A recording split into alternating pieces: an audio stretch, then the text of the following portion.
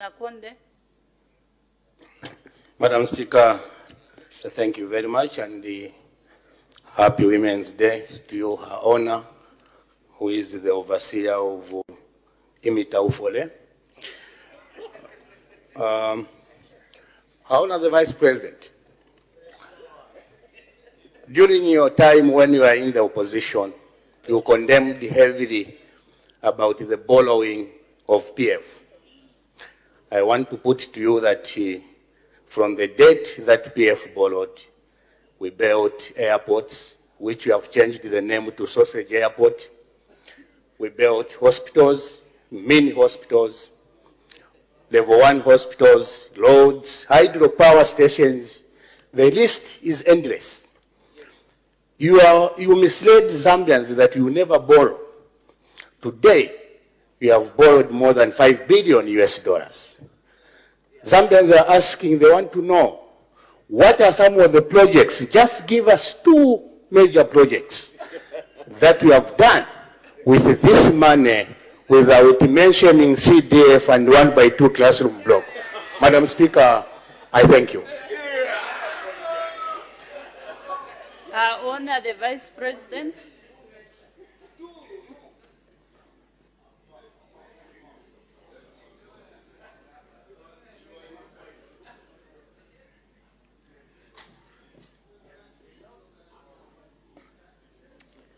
Thank you, Madam Speaker, and I thank the Honorable Member for Nakonde and for giving me a title. I wished I could get pregnant, but even if I did, nobody will pay me because I'm capable of looking after myself.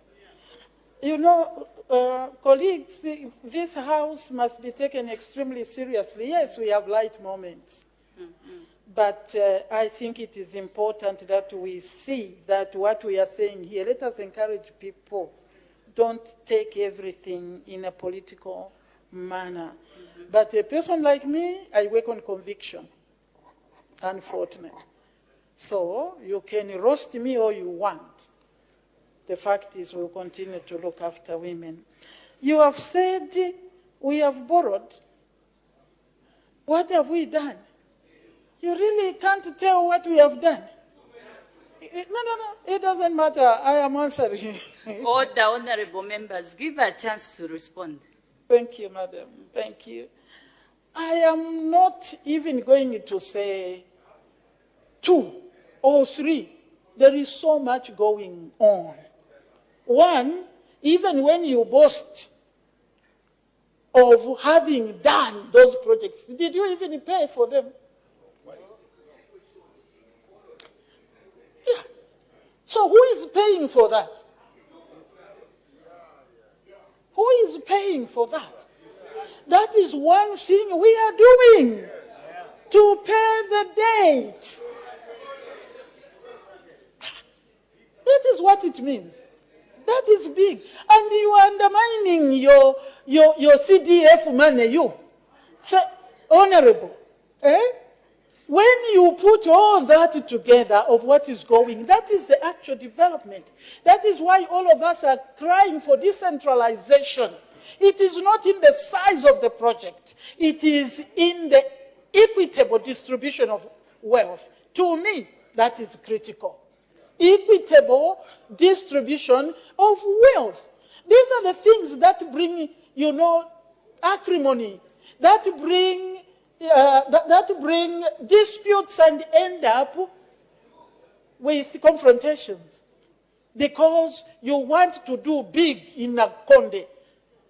I'm just using it as an example. But you have forgotten that there is Kaputa.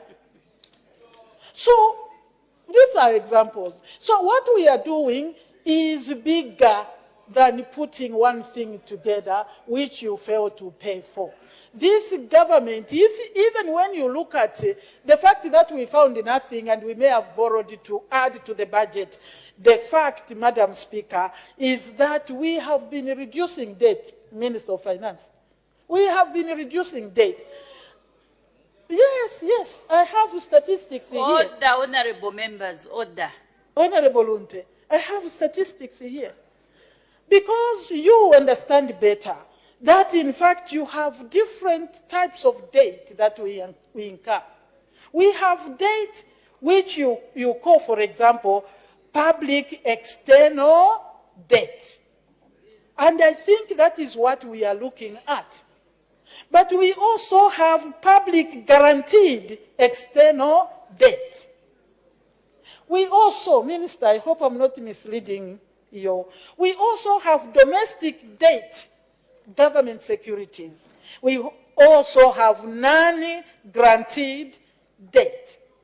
If you look at these figures, which I have here, you will see that the public guaranteed debt has gone down. We found it at 1.53. I don't want to read all the years.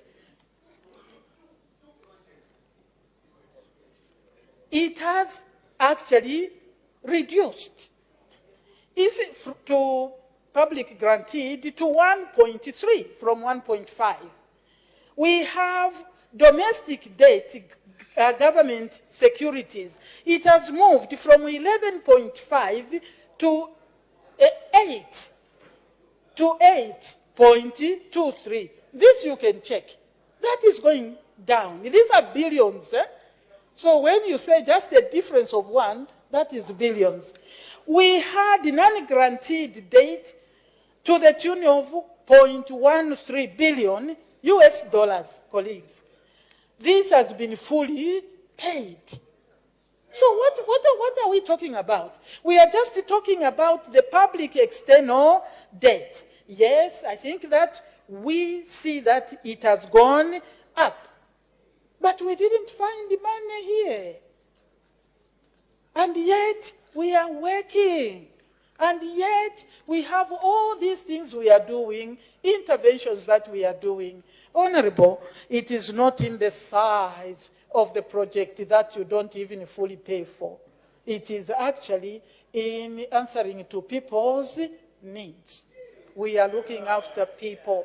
In all the constituencies, madam, it's equitable distribution. That's what you need in a democracy to sustain it, so that nobody is left behind. No constituency is looked down on. Everybody must get something and do something. Thank you. Thank you.